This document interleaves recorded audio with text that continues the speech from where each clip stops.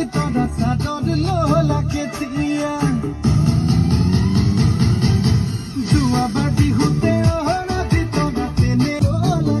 friends, আমি আজি মাঘ বিহুৰ কাৰণে মেলাঘৰ ৰেডি কৰি আছো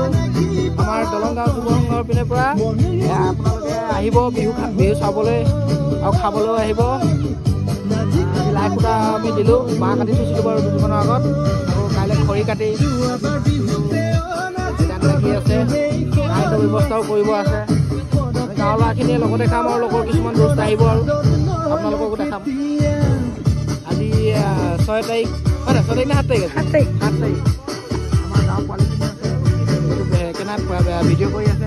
ভতিজা তোমাকে দেখিবে